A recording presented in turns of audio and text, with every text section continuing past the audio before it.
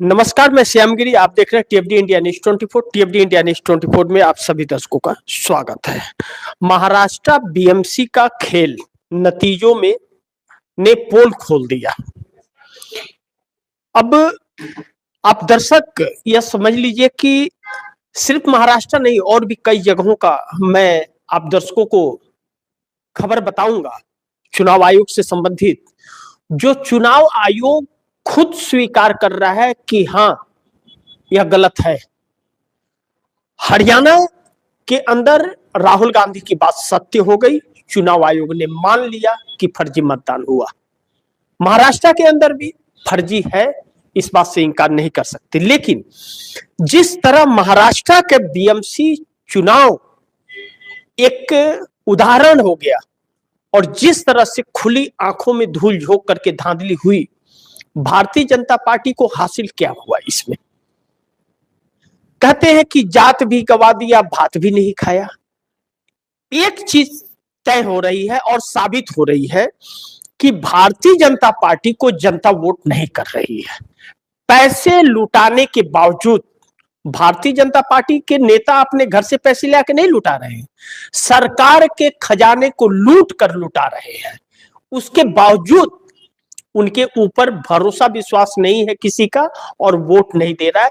यह तो महाराष्ट्र बीएमसी चुनाव ने भी यह साबित करके दिखा दिया। लेकिन बहुत से लोगों का चरित्र भी उजागर कर दिया, राजनीतिक दलों का। इस बात से भी हम इनकार नहीं कर सकते। लेकिन ताजा जो परिणाम है, आप दर्शकों को पहले परिणाम बता दूं तो आप दर्शक इसे चौंकिए। पार्टी वाइज बता देता हूं मैं। 227 सीटों में से भारतीय जनता पार्टी को 90 सीटें मिली हैं और शिवसेना एकनाथ शिंदे को 28 सीट मिली है। दोनों को मिलाकर के बहुमत तो हो गया, लेकिन भारतीय जनता पार्टी के अंदर फर्क क्या पड़ा? 2017 में जब चुनाव हुआ था बीएमसी का, तो 82 सीटें लेकर के आई थी और अब 90 सीटें लेकर के आई है। तो फर्क कितना? 8 सीटों का फर्क है। लेकिन यह 90 सीटें क्या भारतीय जनता पार्टी अपने दम पर लाई है या चोरी से लाई है? इस बात पर जोर देना बहुत जरूरी है। और दूसरा जो बड़ी महत्वपूर्ण बिंदु है कि उद्धव ठाकरे की शिवसेना अब 2 टुकड़ों में बट गई। उद्धव ठाकरे की शिवसेना जो 84 सीटें लेकर के आई थी 2017 में, वह 65 सीटों पर रुक गई है। 65 सीटें उसे मिले हैं। और एनसीपी शरद पवार की 3 सीट। लेकिन कांग्रेस जो 31 सीट लाई थी 2017 में, वह 15 सीटें लेकर के आई है। और एमएनएस राज ठाकरे 8 सीट लेकर के आए हैं। तो फर्क क्या हुआ? उस बार 7 लेकर के आए थे, इस बार उद्धव ठाकरे के साथ मिलकर के 8 लेकर के आए। अब इसका महत्वपूर्ण बिंदु यह है कि यह जो परिणाम आया है, किसी एक को बहुमत तो नहीं मिला। 117 का बहुमत का आंकड़ा है, वह तो नहीं मिला। 118 सीटें जो भारतीय जनता पार्टी गठबंधन का हो रहा है, तो गठबंधन मिला करके भारतीय जनता पार्टी तो बहुमत के आंकड़े से पीछे है अभी भी।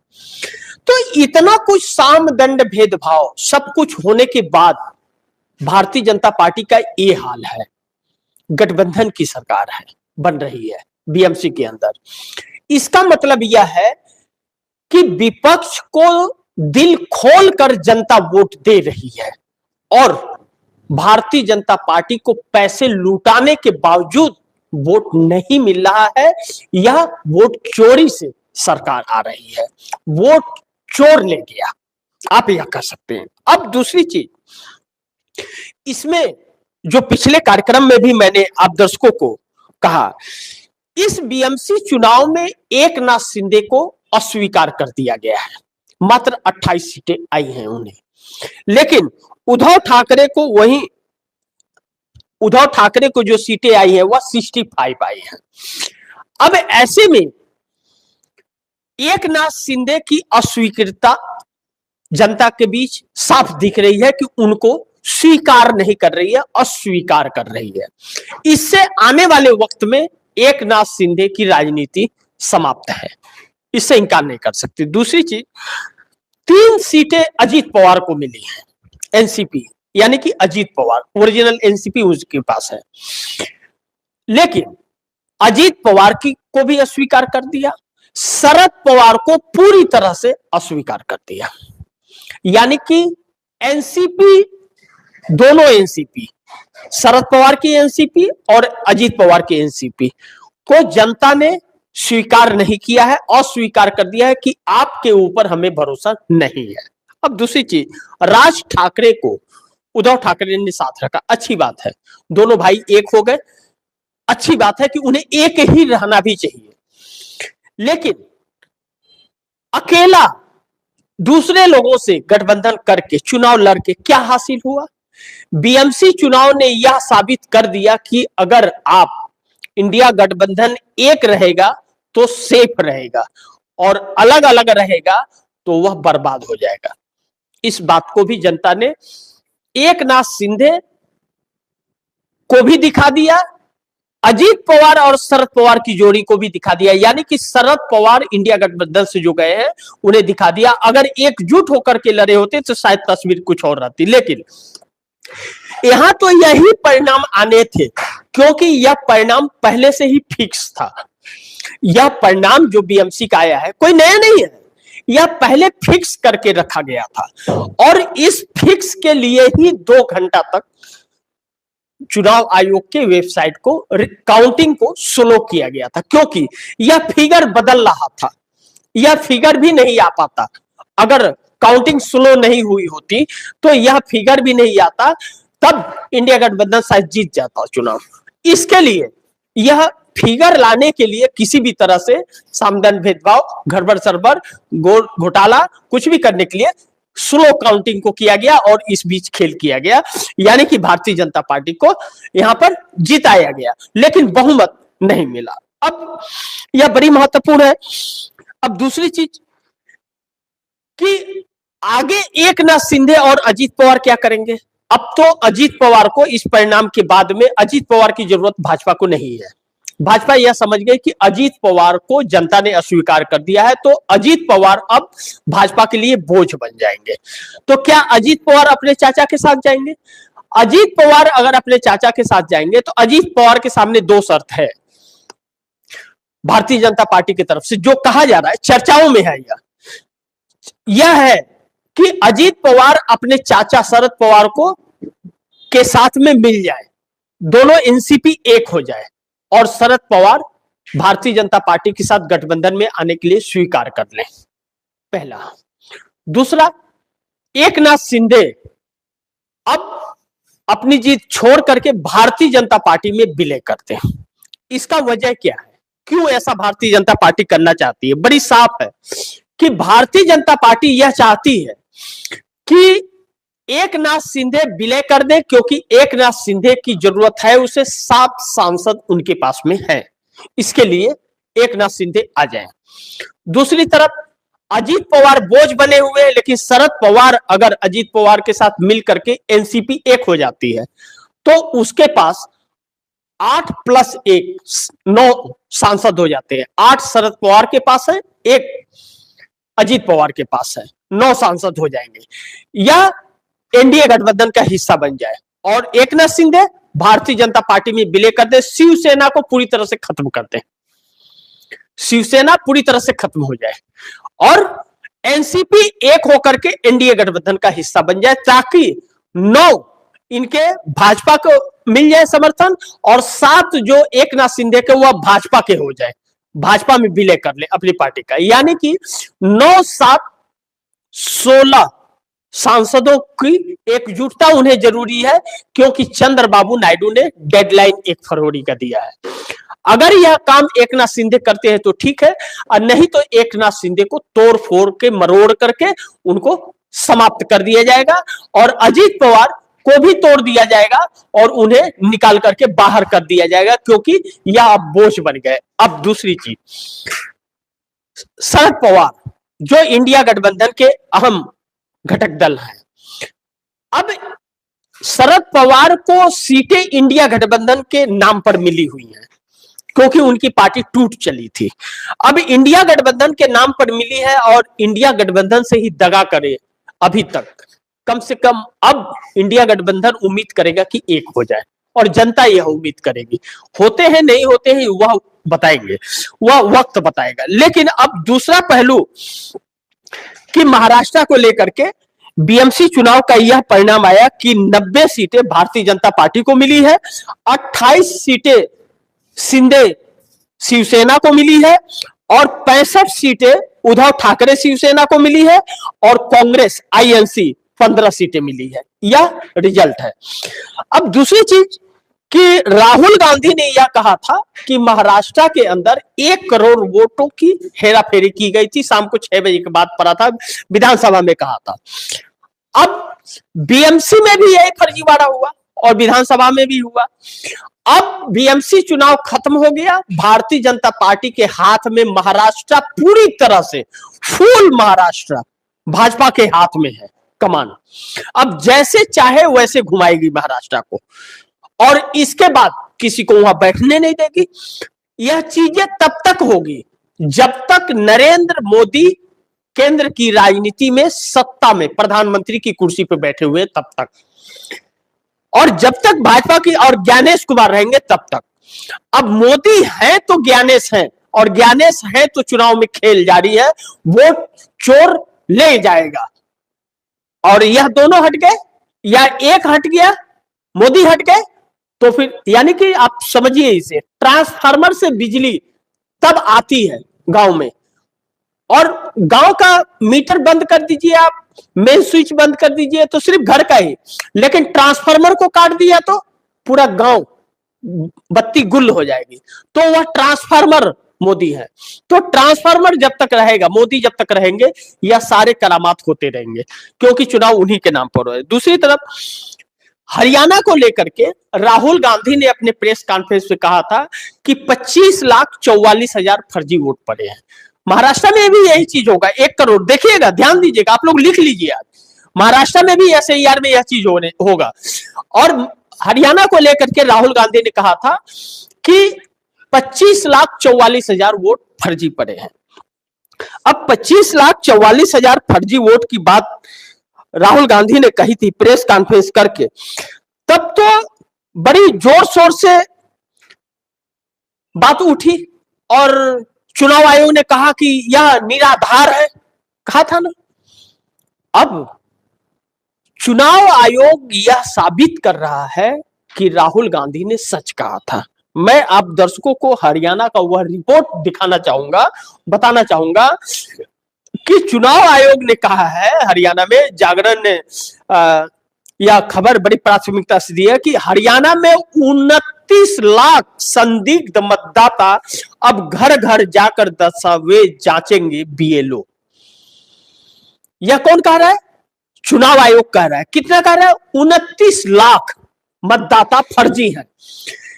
तब तो फिर जो चुनाव हुआ है विधानसभा का वह रद्द हो जाना चाहिए, वह संवैधानिक सरकार नहीं है। इसका मतलब 29 लाख पड़े हैं। राहुल गांधी ने तो सिर्फ 25,44,000 वोटों की बात कही थी, 25,44,000 वोट की बात कही थी, लेकिन चुनाव आयोग तो 29 लाख बोल रहा है। जहां राहुल नहीं पहुंच पाए वहां भी चुनाव आयोग पहुंच गया। अब वोटर लिस्ट में पिता व पुत्र के नाम समान होने के कारण निर्वाचन विभाग ने शुरू की जांच। इसमें मुख्य रूप से क्या है? मुख्य चीजें आप दर्शकों को पढ़ के सुना देता हूं, बाकी बीएलओ मतदाता सूची में दर्ज पते पर जाकर के संबंधित मतदाताओं के दस्तावेजों की जांच करेंगे। जांच में सही पाए गए लोगों का वोट बरकरार रहेगा, जबकि फर्जी मतदाताओं को सूची से बाहर कर दिया जाएगा। यह कौन कह रहा है? चुनाव आयोग कह रहा है। और चुनाव आयोग क्या कह रहा है कि वहां पर 29 लाख मतदाता जो है वह फर्जी है। यह चीज कौन कह रहा है? चुनाव आयोग कह रहा है। यह चीजें आप दर्शक अगर देख पा रहे हो तो यह जागरण की यह रिपोर्ट है और इस रिपोर्ट से यह साबित होता है। लेकिन दूसरी चीज मैं आप दर्शकों को बताऊं कि जो बड़ी महत्वपूर्ण है, आप दर्शकों को जानना, चुनाव आयोग क्या कह रहा है? चुनाव आयोग कह रहा है कि 20 क्षेत्रों में 20 चुनाव निर्वाचन क्षेत्रों में 50% वोटर का नहीं हुआ मिलान। इनमें से 16 पर जीती थी भाजपा।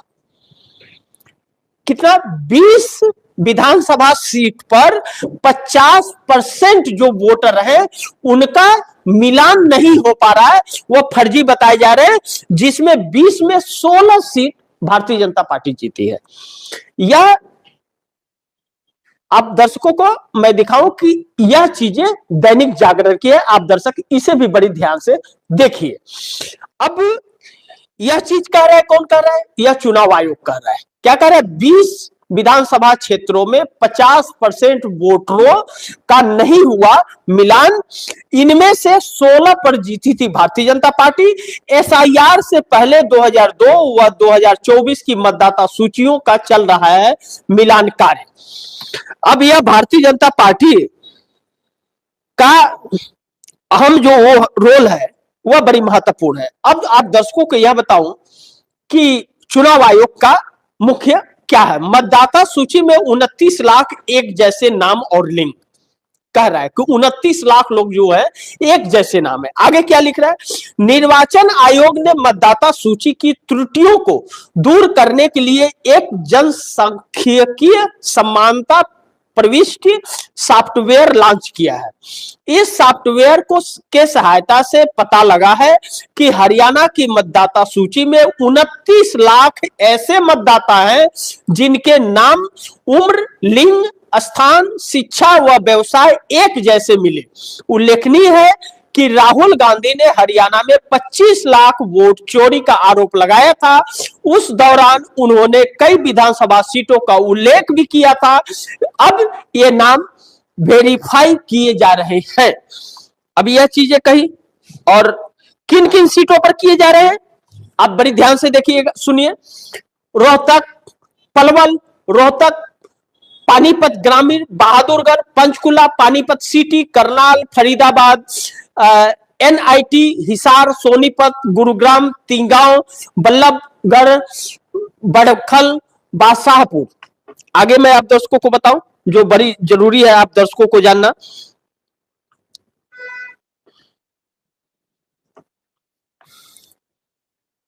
अंबाला कैंट, थानेसर, सोहाना, भिवानी, पलवल, रोहतस, पानीपत ग्रामीण, बहादुरगढ़, यह सारी सीटें हैं।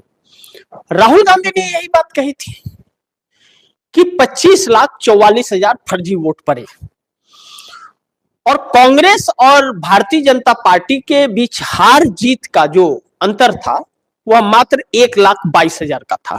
यानी कि भारतीय जनता पार्टी को 24 लाख करीब वोट फर्जी मिले, 24,22,000 फर्जी वोट मिले। यही का हुआ। अब चुनाव आयोग इस बात को स्वीकार कर रहा है कि हां 29 लाख फर्जी वोट हैं। तो फिर यह जो सीटें मैं बताया हूं खास करके यहां पर, फिर तो भारतीय जनता पार्टी को कोई सीट नहीं मिला। भारतीय जनता पार्टी को कितनी सीटें मिली हैं? टोटल 90 सीटें हैं। टोटल 90 सीटें हैं राजस्थान के अंदर। अब 90 सीटों में 37 सीटें तो कांग्रेस के पास है। तो यह जो सीटें आई हैं, तो अगर यह फर्जी वोटर है और इन्होंने वोट दिया है, चुनाव आयोग खुद कह रहा है, अब राहुल गांधी की बातों पर मुहर लगा रहा है, तब फिर यह वोट चुनाव आयोग ने ही डलवाए। फिर तो हरियाणा की सरकार को बर्खास्त कर देना चाहिए। अब कांग्रेस का क्या रुख होगा, कांग्रेस किस तरह इसे लेती है और किस तरह सड़कों पे उतरेगी, या कांग्रेस की अलग रणनीति होगी। लेकिन हरियाणा की जनता ने सरकार का विरोध कर दिया है। अब महाराष्ट्र की जनता, यह हरियाणा की बातें मैंने इसलिए आप दर्शकों को बता दिया क्योंकि यह बताना जरूरी था। इस पर रात 9 बजे कार्यक्रम करेंगे, विस्तार से आप दर्शकों को बताऊंगा। और राजस्थान में भी बीएलओ ने स्वीकार किया कि कांग्रेस के वोट को हम लोगों से जबरदस्ती कटवाया जा रहा है, उसका ऑडियो वीडियो भी आया है। अब महाराष्ट्र के बीएमसी चुनाव के अंदर जो हालात तैयार हुए हैं, अब जनता आक्रोशित है और बीएमसी चुनाव ने इस बात का उल्लेख कर दिया कि भारतीय जनता पार्टी का कोई अस्तित्व नहीं है, भारतीय जनता पार्टी को जनता स्वीकार नहीं कर रही है। भारतीय जनता पार्टी चुनाव आयोग के मदद से बीएमसी में वोट जो भी लेके आई है 90 सीट वह लेकर के आई है और ज्यादा डिफरेंस नहीं रहा। 2017 में 82 लेकर के आई थी और अब 2026 में 90 लेकर के आई है, यानी कि बहुमत का आंकड़ा अभी भी भाजपा को नहीं मिल रहा है और भाजपा बैकफुट पे है। चुनाव आयोग सवालों के घेरे में नहीं, सवालों में है, सवालों के घेरे में नहीं, सवालों में है कि चुनाव आयोग वोट चोरी खुलेआम कर रहा है। राहुल गांधी के तीनों प्रेस कॉन्फ्रेंस पर चुनाव आयोग ने मोहर ठप्पा लगा दिया है। इसका मतलब यह सत्य है कि नरेंद्र मोदी की सरकार जो 2024 में लोकसभा में चुन करके यह आई है 76 सीटों पर बहुत बड़ी धांधलेबाजी करके आई है, जिसको लेकर के 27 पन्नों का रिपोर्ट तैयार हुआ है। एडीआर के संस्थापक प्यारे लाल गर्ग ने इस पर बयान दिया है और एक्सपर्टों ने इस पर जांच की है। जांच करके 76 बिहार की 102 सीटें चुराई गई है जो विधानसभा का भी चुनाव हुआ है, यानी कि एसआईआर के बाद भी भारतीय जनता पार्टी को वोट नहीं मिल रहा है। अब विपक्ष के वोटों को काट करके और एसआईआर के द्वारा खेल किया जा रहा है, यानी कि चुनाव आयोग चोर है।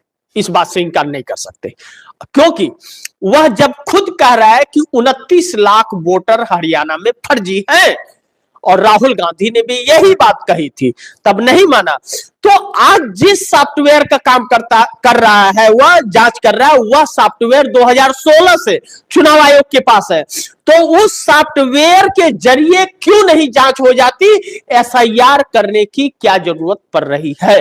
क्योंकि इसलिए एसआईआर की जरूरत पड़ रही है कि जेन्युइन वोटर जो है उनके नाम काट दिए जाए और फर्जी वोटरों के नाम चढ़ा दिए जाए। इसीलिए क्योंकि भाजपा को कोई वोट नहीं कर रहा है और भाजपा को सत्ता में काबिज रखना है, तो फर्जी वोट टलवाना जरूरी है। बाकी आप दर्शकों की क्या राय है, क्या सुझाव है, कमेंट बॉक्स में जरूर दीजिएगा और गुजारिश करूंगा इस खबर को आप लोग ज्यादा से ज्यादा शेयर कीजिएगा और आपकी राय क्या है कमेंट बॉक्स में दीजिएगा। अगर आपने टीएफडी इंडिया न्यूज़ 24 को सब्सक्राइब नहीं किया, सब्सक्राइब कर लीजिएगा। अपने दोस्तों को भी कहिएगा सब्सक्राइब करें।